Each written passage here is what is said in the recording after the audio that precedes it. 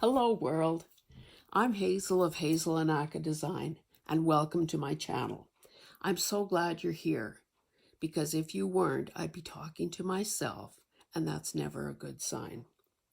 I should probably warn you that this is my very first video and apologize in advance for any technical mishaps. Actually, the truth is it's the second take of my first video because I found that turning on the microphone is always a good idea. I should tell you that I'm relatively new to the bookmaking junk journal party, but have been creative in one form or another all my life. I'm loving the chance to create something out of nothing, to create using paper, fabric, art supplies, ingenuity. We know that there is no shortage of people making videos, but what I hope to do is bring my own unique presentation style to this creative pursuit. It's also clear that I'm not going to make it as a hand model.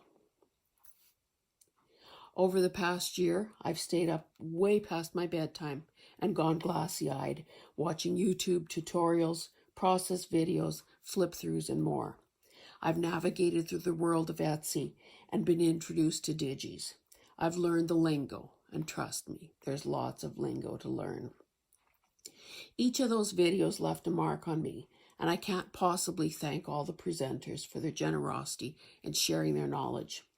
I do want to do a shout out to Pam from the Paper Outpost, Gail Augustinelli, Rachel from Roxy Creations, Andrea from Artie Mays, Lorna from Tailor Made Journals, Patricia from Le Café Craft, and Corey Dahman, and so many more. Let's get to it. This video is going to be a flip through of a baby book that I did before it goes off to its new home. It's essentially a two signature book with a fabric covered with a fabric cover. After all, you're never too young to start loving animal prints. Bound with embroidery thread, closed with this combination, I guess, lace and ribbon. The cover is essentially fabric, some stamping, some cardboard, part of a receiving blanket, more stamping, an image from a book, buttons, some slow stitching. But my favorite part of all are these beads on a diaper pin. You can't deny the cuteness factor. In the inside, the inside of the cover is collaged images from vintage gift wrap. Some really cute stuff.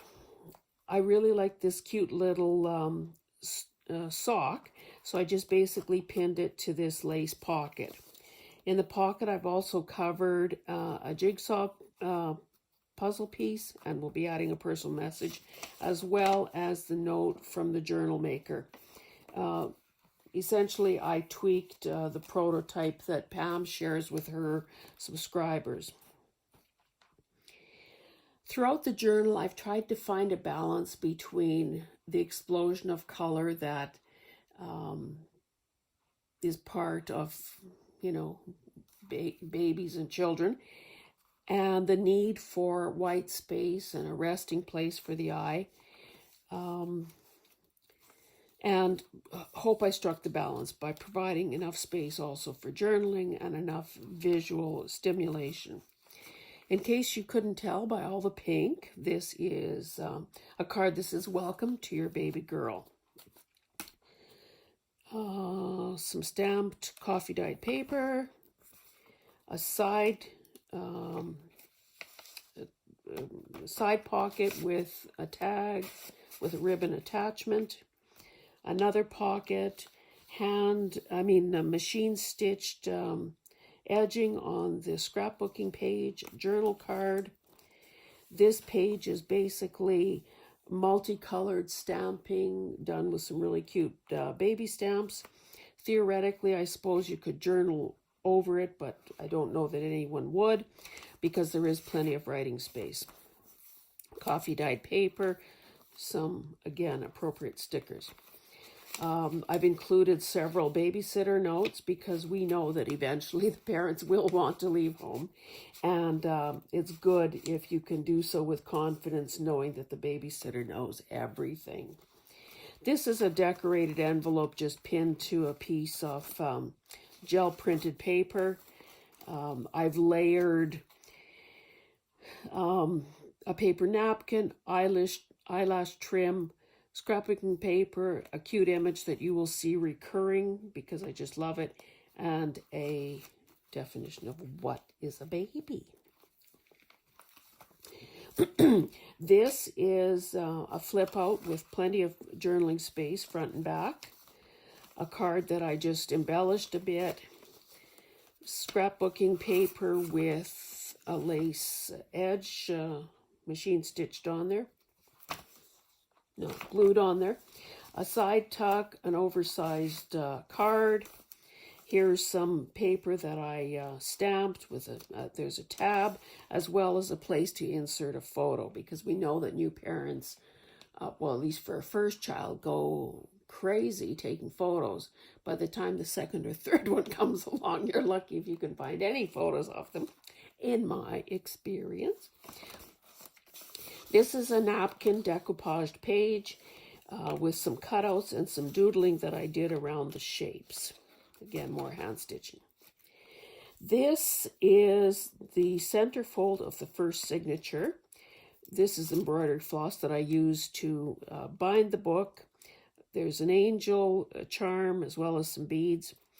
But my favorite part here are these cute little rompers that I fuzzy cut out of a, I think it was a Butterick pattern book. Cutest thing ever. The back side of the napkin decoupage with some spaces for writing, more writing space. This is a paper with some washi taped trim on the sides. A tiny little book just bound with staples. There's the matching animal print from the cover to cover the staples and reinforce the spine. And of course, those cute hand and footprints. The pocket has a bit of ribbon on it. This is, and I can't remember who first did this, but it's kind of an ingenious fold. It's a full-size sheet of paper, but of course could be done on any size. Kind of a clever fold that, you know, decorates the page, but also provides a great deal of writing space. I have, again, a scrap of cotton here with a rubber stamp, and of course W is for wonderful. More writing space, a tag with a lace topper and some machine stitching, more gel paper, coffee dyed paper, a tab, and some, again, we're spelling it out, it's a girl. This is a fabric flip. I've used a piece of receiving blanket, some cotton with some cute stamping. I've hand stitched these pieces onto the larger piece of fabric, reinforced it with some ribbon, and of course, hidden behind it is a tiny little sleeping duck. More paper, more paper. Here's an over the top, over the page flip, again, that I've decorated with some stickers and have left plenty of space for writing. This is the first page of the second signature, again marked with a corner pocket, another tag journaling card, and again, all of these, or most of these cards, have been done with using remnants from vintage gift wrap. Cute, cute, cute. Dyed paper, journaling cards, another sewn pocket on a sewn page. You've seen this before. Here's a cute little soother punch that I found at a thrift store. Some stickers and some coffee dyed paper. Oh, I see this needs a little and a little touch of glitter glue. A larger pocket with a bow and some ribbon. A tag. You'll see cats recurring because the family really likes cats. And this is essentially a poem that I found in Ideals magazine, and it talks about how well or not mothers are paid and the currency in which we're paid. And let's just say it doesn't involve dollars. Another envelope for people to stash things in, perhaps a lock of hair or whatever else they may want to save. Some rubber stamping. This is one of a couple of images that you'll see in the book that came from some really, really old paper. And I mean, you can tell by the graphics that that's old. Another opportunity for a photo. Here's a little bit of a checklist, some checklist type paper for making lists and reminders. Some Pico satin ribbon. More tags and a side tuck. This is a part of a card and another opportunity to include a message. Second centerfold. Again, the Pico ribbon, some sequins that I've had forever, a laugh charm, and maybe the biggest laugh of all is the fact that we don't have 4 babies that are crying and hungry all at the same time. Thank goodness. Disclaimer, babies are a blessing. I think most of us just prefer them one at a time. Same cute baby, same napkin paper, same journaling spots. Another flip out, more washi. Again, trying to find a balance between white space and calming colors with an explosion of color. Maybe this is a reminder that we hope that the baby does sleep occasionally.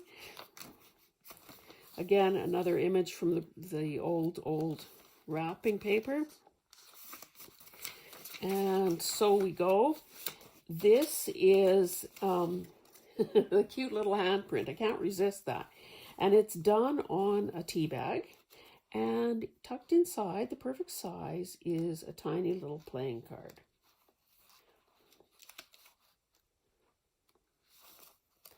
This is another over-the-page flip, decorated, jazzed up a bit with some hot pink ribbon, a sticker, and these, they're